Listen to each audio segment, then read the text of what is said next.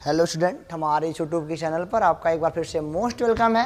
आज हम आपके लिए लेकर के आए हैं क्लास 12 का physics part second ray optics में प्रिज्म चल रहा है अभी। और प्रिज्म में इसकी जस्ट पिछले लेक्चर में हमने कुछ सवाल को कर रखा था और आज हम आपके लिए लेकर आए हैं प्रिज्म के विचलन कोण से संबंधित कुछ तथ्य जो कि प्रैक्टिकली हैं।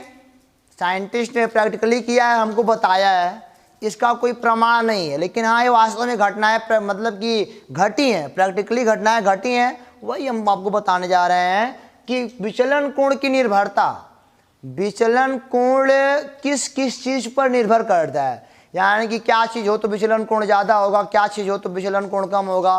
और आज की बेस्ट टॉपिक होगी बेटा विचलन कोण की आपतन कोण पर निर्भरता। उसका ग्राफ बनेगा, उस ग्राफ में टाइम थोड़ा लगेगा और वहाँ से आपको काफ़ी चीज़ समझ में आने वाली है। बुक से आप उसको नहीं समझ सकते हो, अगर आपने बिल्कुल ना पढ़ा है तो उसको समझना बड़ा कठिन हो जाता है। तो दैट टाइम वो हम ग्राफ आपको बताने वाले हैं, ठीक है। तो परेशान नहीं होने को, पढ़ाई करने को। इधर देखो लिखा है विचलन कोण की निर्भरता डेल या डेल्टा बोल सकते हो प्रिज्म के अपवर्तनांक पर।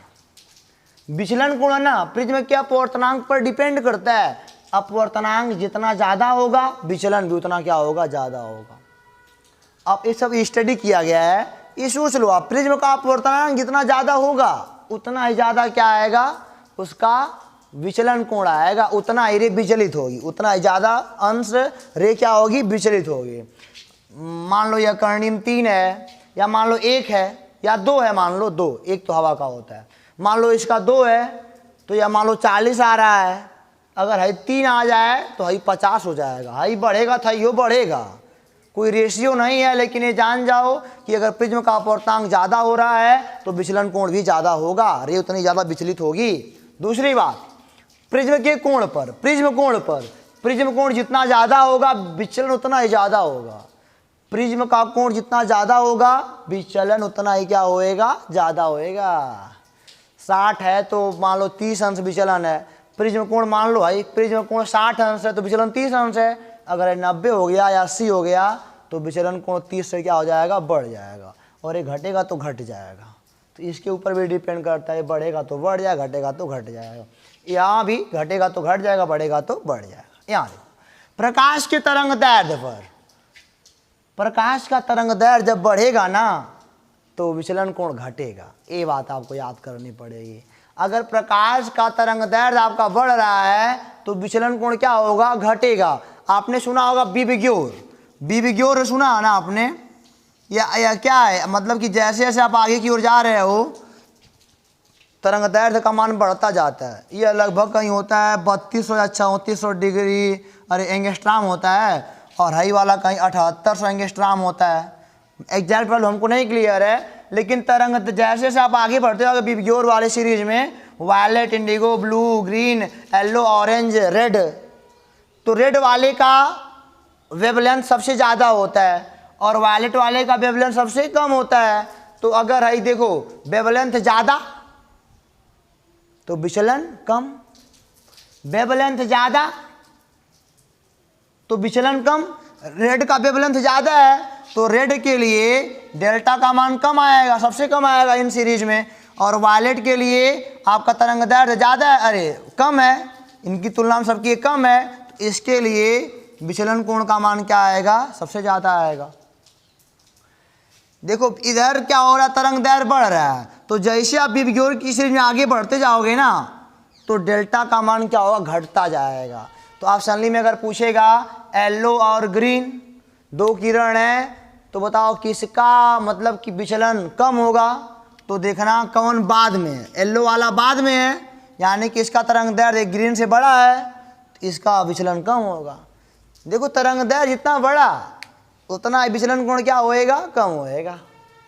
तरंग दैर्ध्य जितना छोटा विचलन उतना बड़ा, छोटा वायलेट का विचलन सबसे बड़ा और रेड का विचलन सबसे छोटा इस सीरीज के लिए, पर मतलब कि पार्टिकुलरली इस सीरीज के लिए। समझ गया ना, ये 3 बात समझ गए।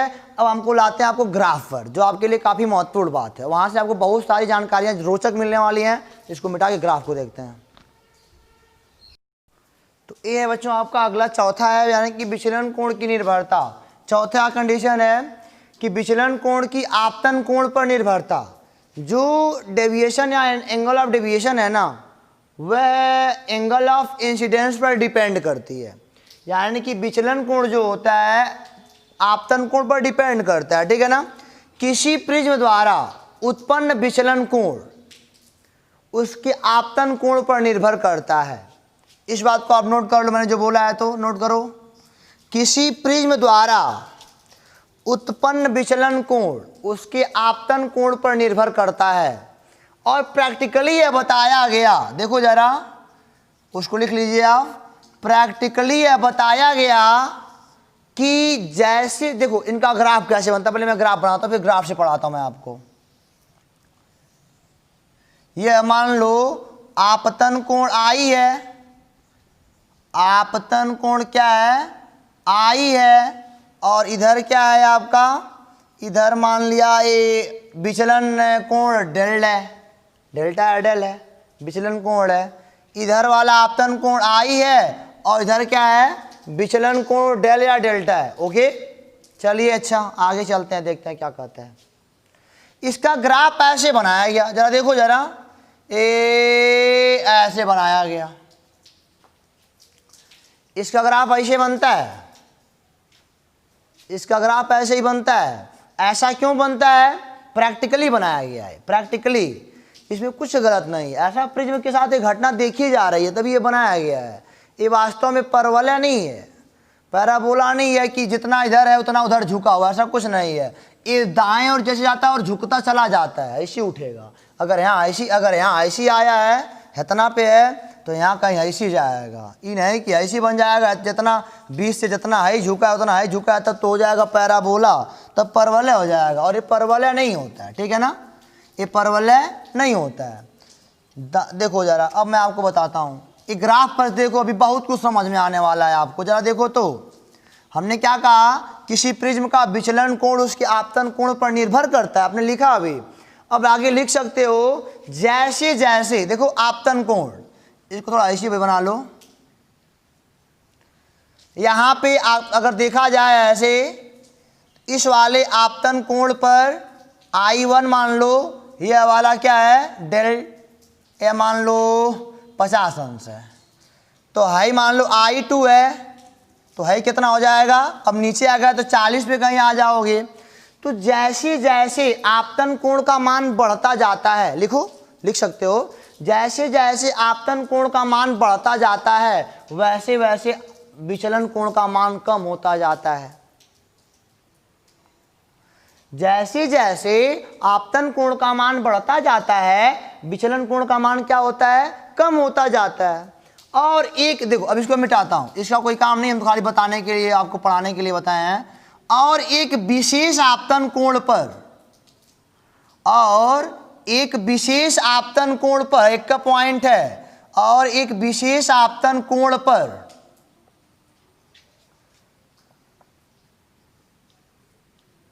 विचलन कोण न्यूनतम हो जाता है। देखो एक का प्रिज्म की बात चले, प्रिज्म की सारी कहानी है, हम आपतन कोण को बढ़ा रहे थे तो अब विचलन कोण क्या हो रहा था, घट रहा था। और जब एक विशेष स्थिति आई ना, यहाँ पे क्या हो गया, इस वाले आपतन कोण पर विचलन कोण सब अल्पतम हो गया। इसे अल्पतम विचलन कहते हैं, इसे हम कहते हैं डेल्टा यम। यहाँ पे डेल बराबर क्या होता है, डेल्टा यम से रिप्रेजेंट करते हैं, यानी कि अल्पतम विचलन होता है। यानी कि एक प्रिज्म के लिए एक ही अल्पतम विचलन होगा। अगर आपके पास एक जो प्रिज्म है ना, उसके लिए एक ही क्या होगा, अल्पतम विचलन होगा। हमने क्या कहा, जैसे जैसे आपतन कोण का मान बढ़ाते हैं वैसे वैसे विचलन कोण का मान क्या होता है, कम होता जाता है, तथा एक विशेष आपतन कोण के लिए विचलन कोण न्यूनतम हो जाता है। अब इसके आगे जाओगे तो फिर अब देख रहे हो ना, अब आगे जैसे चलते जाओगे तो विचलन कोण बढ़ता जाएगा। यहाँ पे मान लो 30 है, यहाँ पे 30 आएगा, यहाँ पे तो ऊपर आएगा 40, यहाँ पे कहीं 50 आएगा। तथा उस अल्पतम के बाद अगर हम आपतन कोण को बढ़ाते हैं तो विचलन कोण पुनः बढ़ता जाता है। हमने क्या बोला, फिर से ध्यान से सुनो, जैसे जैसे आपतन कोण को बढ़ाते जाते हैं विचलन कोण का मान घटता जाता है तथा एक विशेष आपतन कोण के लिए विचलन कोण क्या होता है, न्यूनतम हो जाता है। ओके, यहाँ तक बात क्लियर है। तथा पुनः अगर आपतन कोण को हम बढ़ाते जाएं तो विचलन कोण क्या होता है, बढ़ने लगता है। यह प्रिज्म की प्रॉपर्टी है। तो यहाँ पे हमको एक लॉजिक क्या मिला कि एक प्रिज्म में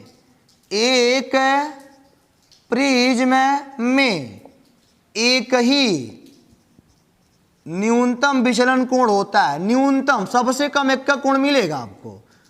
एक ही न्यूनतम विचलन कोण होता है किसी एक विशेष आपतन कोण के लिए, किसी एक विशेष आपतन कोण के लिए।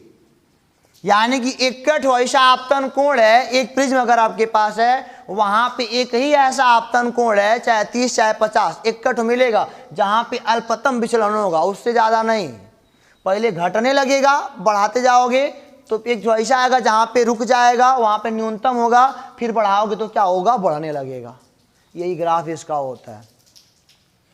तो हमने क्या कहा, एक प्रिज्म में एक ही न्यूनतम विचलन होता है किसी एक विशेष आपतन कोण के लिए। यानी किसी एक विशेष आपतन कोण के लिए एक ही विचलन कोण होता है प्रिज्म में। ऐसे नोट करो, सीधा नोट करो, मैं उल्टा देखा हूं, मैं थोड़ा घुमा फिरा के।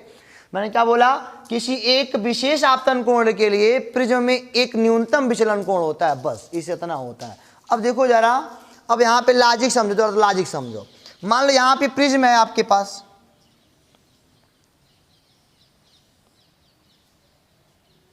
ठीक है, चलिए कोई बात नहीं है। यहाँ से आपने एक आपतन कोण मतलब आपतित गुजारी, यहाँ पे नॉर्मल बनाओगे, ये हो गया मान लीजिए आप 60 अंश, चलिए मान लिया 60 अंश है, ठीक है ना। और मान लो यही मतलब स्पेशल वाला यही है, और यहाँ से नॉर्मल है, ये क्या होगा, ऐसे कुछ झुकेगा, ओके, यहाँ पे नॉर्मल होगा, फिर यहाँ से ऐसे कुछ निकल जाएगा बाहर। ये 60 अंश है, और यहाँ पे ये ऐसे है, ये आगे जाएगा, ये वाला ऐसे जाएगा।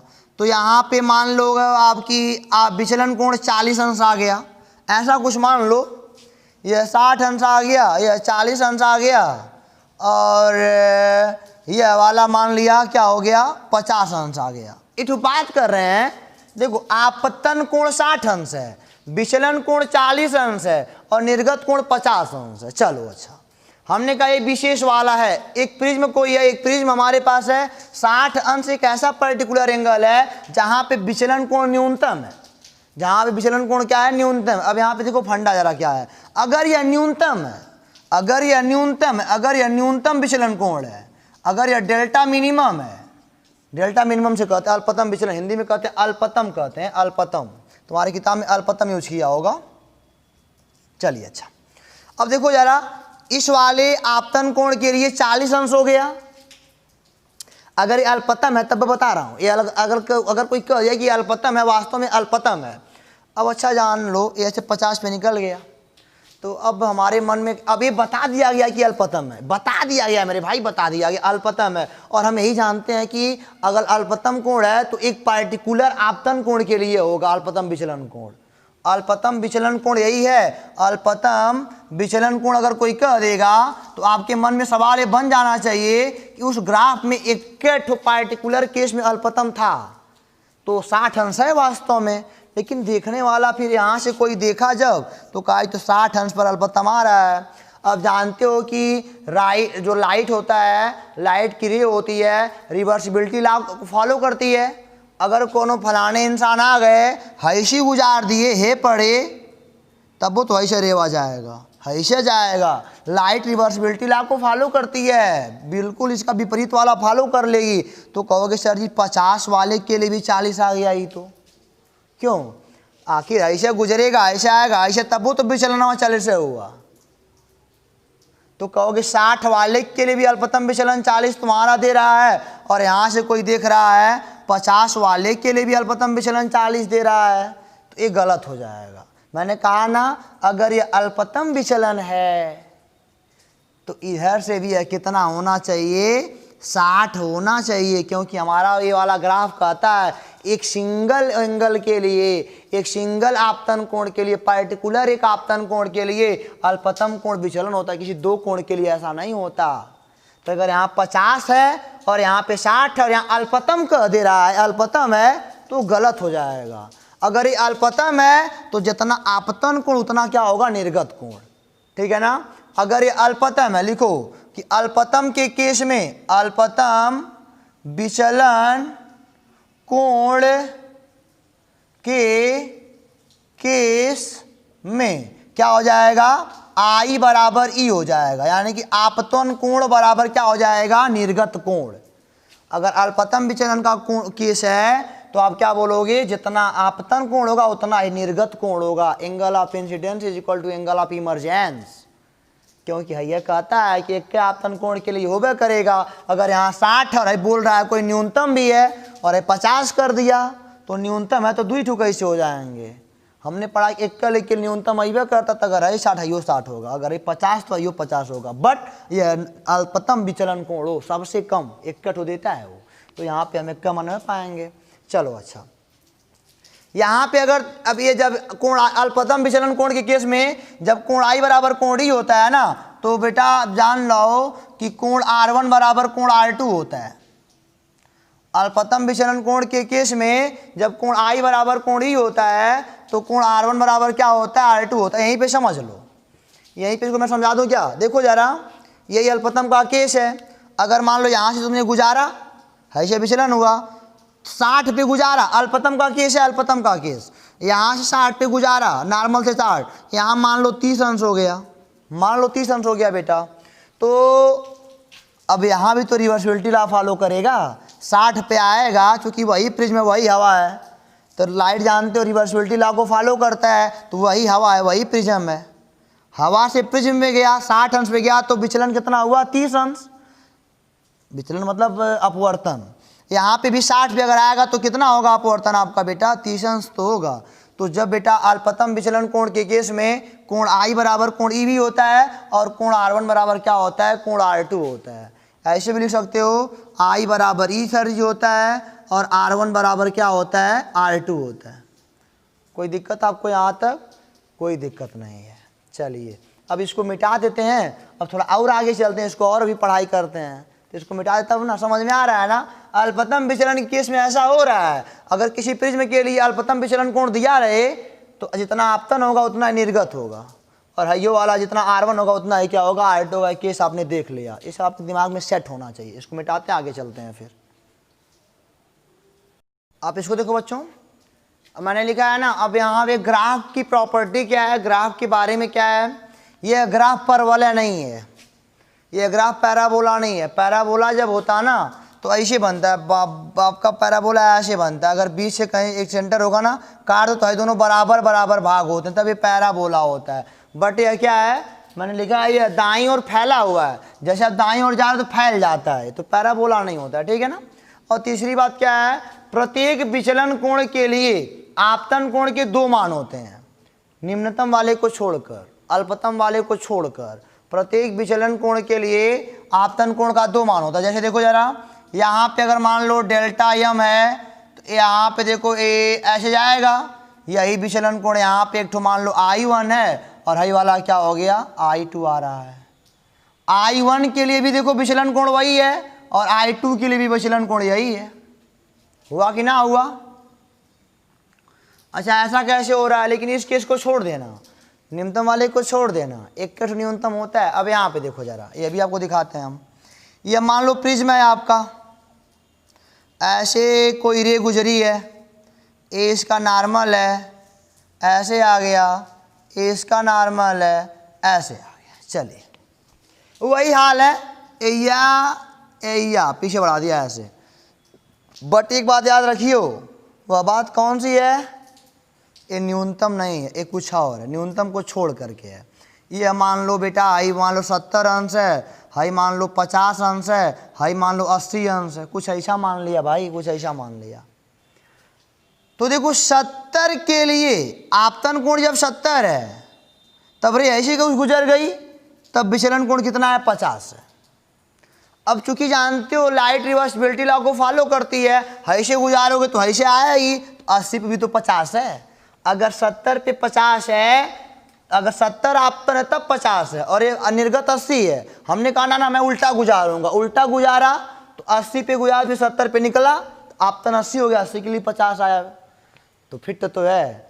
तो प्रत्येक विचलन कोण के लिए दो आपतन कोण होते हैं, और वास्तव में कुछ ना होता है, जो है होता है ना, एक ठो होता है आपतन कोण, एक ठो क्या होता है, आपतन कोण का काम करता है, देखो इसी प्रकार, और दूसरा वाला I2 किसका काम करता है, निर्गत कोण का काम करता है।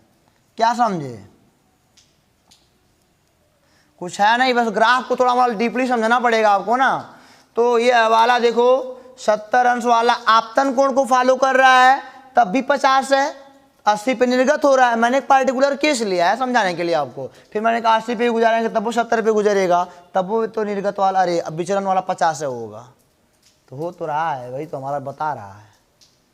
तो बता, वास्तव में चाहे हाई आपतन होगा तो हाई निर्गत होगा, और हाई आपतन होगा तो हाई निर्गत होगा, दोनों में से कुछ भी हो सकता है। हाई यो निर्गत हो सकता है तो हाई आपतन होगा, अगर एक निर्गत हुआ तो एक आपतन होगा, अगर एक निर्गत हुआ तो एक क्या होगा, आपतन होगा। हाँ एक बात यहाँ पे और है, ये वाली दूरी ना, मान लो यहाँ से 1 मिनट, मान लिया ये वाली दूरी बेटा आपकी कितनी होएगी, x1 होगी, जहाँ पे वाला हो रहा है, और ये वाली दूरी क्या होगी, यहाँ पे x2 होगी। यानी कि पहला वाला, अब ऐसा केस पढ़ रहे हो तो पहला वाला आपतन कोण की, पहले वाले कोण की, अब आपतन होगी निर्गत तो सवाल बताएगा। अगर कुछ भी हुआ पहले वाले कोण के लिए यह दूरी कम होगी, और अगला जो इसी पे विचलन कोण बराबर दे रहा है उसके लिए दूरी x2 होगी, और हर हाल में x2 बड़ा होगा किससे, x1 से, और हर हाल में x2 किससे बड़ा होगा, x1 से होगा। दूरी देख रहे हो ना, हाँ इतना है, इतना सारा है, तो दिक्कत तो है ही, तो समझ गया ना। तो प्रत्येक विचलन कोण के लिए द्विठो आपतन कोण होता है। अब द्विठो आपतन कोण का मतलब क्या, अगर हाई आपतन हुआ तो हाई निर्गत होवेगा, अगर हाई आपतन होगा तो हाई निर्गत होवेगा, तो दोनों के लिए 50 से आवेगा ना। तो इसी बता तो रहा है ग्राफ है, बड़ा टाप बताता है, सारी बातें लिख लो। अब मैं आपको एक सवाल दूंगा छोटा सा, उसको कर लोगे, फिर एक फार्मूला प्रूव कराऊंगा, काम खत्म हमारा, ठीक है। इसको मिटाते हैं। तो आप एक सवाल देखो बच्चों, बढ़िया सवाल है। एक प्रिज्म के विशेष आपतन कोण I बराबर 32 डिग्री के लिए न्यूनतम विचलन कोण होता है। मैंने इस ग्राफ को मिटाया नहीं, और आपको ग्राफ में एक बात तो बता दूं छोटी मोटी, आप जानते हो कि ग्राफ दाईं ओर जाके फैल जाता है, ग्राफ दाईं ओर क्या होता है, जाके फैल जाता है। यानी कि अगर ये दूरी हमको इस वाले x1 से घटाओ, ये तो होता ही है, जनरली होता है, सब देख रहे हो आप। अगर हाई वाला मान लो x1 हो, और ये वाला क्या है, x2 है, तो हाई देखो ग्राफ इधर फैल गया जा करके, और इधर कम में है, अब बीच में से मिलाओगे तो हाई वाला कम दूरी, हाई वाला ज़्यादा होगा, इसके लिए x2 बड़ा है, x1 लिख लो, अब बढ़िया रहेगा। वो तो पीछे वाला नॉर्मली तो बड़ा था ही, इन दोनों में देखोगे x1 छोटा है x2 से, इधर फैला हुआ है। अरे भाई ग्राफ ऐसे बना है तो हाई वाला दूरी ऐसे कम ना ही होगा, ऐसे बना है वो ऐसे, अब बीच वाला हाई है तो हाई दूरी ज़्यादा है, हाई दूरी ज़्यादा, साफ है, दिख रहा है, x2 बड़ा x1 से। तो सवाल देखो अब जरा, कह रहा है एक प्रिज्म के विशेष आपतन कोण I बराबर 32 डिग्री के लिए न्यूनतम विचलन कोण होता है। यानी कि अगर हाई 32 है तो विचलन कोण कितना है, न्यूनतम है। गुड, चलो अल्पतम कह सकते हो यार, मैं न्यूनतम बोला, तुम्हारी किताब में अल्पतम लैंग्वेज यूज किया होगा, वो एक कट होता है अल्पतम। I बराबर 25 डिग्री के लिए E का संभव मान ज्ञात करो। I बराबर 25 डिग्री के लिए, हाई कुल भूला आ जाओ, अरे भाई आपतन कोण अगर 25 कर दिया जाए, आपतन कोण जब 30 था तब तो हुआ न्यूनतम बोल दिया, लेकिन कहा कि जब आपतन कोण 25, अगर है ये वाला, अब भाई अब 32 पे था, अब 32 क्या है, कहीं 25 आपको मिलेगा, जब इतना कर देगा तो निर्गत कितना होगा, I1 का मान अब 25 हो गया है मान लो। अब तो भाई निर्गत है ये वाला बताएगा, है अब पे है ये वाला विचलन कोण है वो पे वही होगा, क्यों, अरे भाई अब यहाँ 25 है तो ऐसा कोण होगा जिस पे समान होगा, उसी पे निर्गत होएगा। और प्रत्येक विचलन कोण के लिए द्विठो आपतन कोण होता है, चाहे उस दुई आपतन कोण को उसमें से एक ठो आपतन कहते हो, निर्गत कहते हो। पीछे वहाँ देख क्या है अभी ऑप्शन है, ऑप्शन आपके पास 33, 34, 35, 40 ऑप्शन बताएगा। और हम जानते हैं चूंकि x2 बड़ा है किससे, x1 से। अच्छा तो x1 कितना है यहाँ पे 25 से लेके 32 तक, तो भाई कितना है 7 है ना। तो हाई वाला बड़ा होना चाहिए और क्या, कर दो बड़ा। चलो पहला ऑप्शन 33 है, मालूम मैं 33 ले लूँ तो यहाँ पे एक आएगा, क्या एक है दूरी, 7 से ज़्यादा होना चाहिए, 7 से ज़्यादा एक हो ही नहीं सकता है। 34 कर दूं तब 32 से 34 दुइया खाना होगा, 7 खाना जाना है, ये गलती हो जाएगा। 35 कर दूं 32 से 35 3 खाना हो गया, जबकि 7 खाना भी है, हमको 7 से ज़्यादा उधर वाला चाहिए ना, ये भी गलती हो गया। और 40 कर दिया जाए तो 32, 8, 40, 32 और 8 कितना होता है 40, 7 ही हो गया भाई, कितना हो गया 8। यानी कि इस वाले आंसर में केवल 40 वाला सही हो सकता है, सब लोग सही नहीं हो सकते ना। अब तो आपको सब दिमाग खुला कि नहीं खुला, खुल गया ना। तो अब जब ऐसे सवाल दे देगा कि आपतन कोण 32 के लिए न्यूनतम है तो 25 के लिए हमेशा ऑप्शन दे दो, तो सूत्र थोड़ी यहाँ काम करेगा, यहाँ तो माइंड काम करे, ग्राफ। तो उम्मीद करते हैं ग्राफ आपको समझ में आ गया है। अब आपको मैं एक फार्मूला प्रूफ कराऊंगा प्रिज्म का, और प्रिज्म का फार्मूला क्या होगा, म्यू पी बराबर आपका होता है, म्यू पी बराबर sine A plus delta minimum by 2 upon sine क्या होता है a बाई 2 होता है। यह किसके लिए है, डेल्टा मिनिमम के लिए होता है। वो प्रूफ करा दूँ आपको ना, कराते हैं, लास्ट है, इसके बाद ख़त्म करते हैं, ठीक है। इसको मिटाते हैं, आगे चलते हैं। तो आज की वीडियो का यह लास्ट वाला फार्मूला है, इसको प्रूफ करा दें आपको। लिखा है प्रिज्म के पदार्थ के अपवर्तनांक का सूत्र जबकि प्रिज्म हवा में रखा हो। प्रिज्म के पदार्थ के अपवर्तनांक का सूत्र जबकि प्रिज्म कहाँ पे रखा हो, हवा में रखा हो। अगर आपका प्रिज्म हवा में रखा है तो उसके अपवर्तनांक का बता दो फार्मूला क्या होता है ना। काम करें, चलिए। अब हमको यहाँ पे क्या पता है, जबकि आपको दिया गया है, आपको प्रिज्म कोण ए व अल्पतम विचलन कोण डेल एम दिया गया है, डेल मिनिमम कहते हैं इसको, डेल एम आई एन, दो ये चीज पता है। तो आप कहोगे फॉर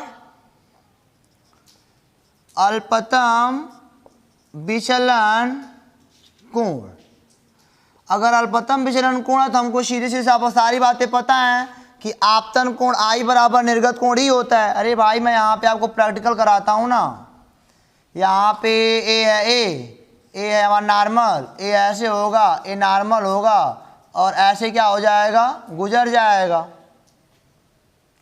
क्यों जी, कोई दिक्कत, कोई दिक्कत नहीं है।